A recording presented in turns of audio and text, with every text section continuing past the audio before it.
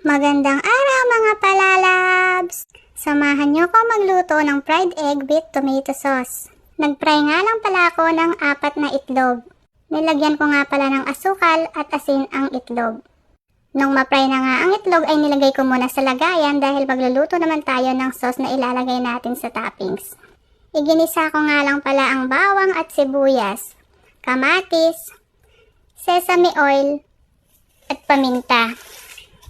Pagkatapos nga ay sinunod ko na nga din ang ketchup, konting tubig at mekos-mekos lang. At dahil nga manamis-namis ang kanilang gusto ay nilagyan ko na nga din yan ng asukal.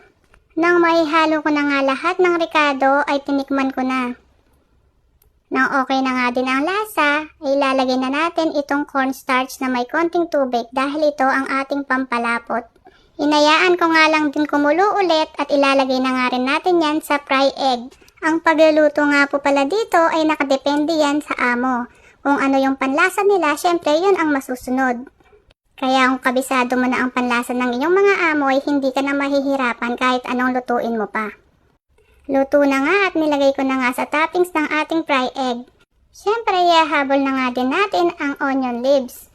Maraming salamat mga palalabs!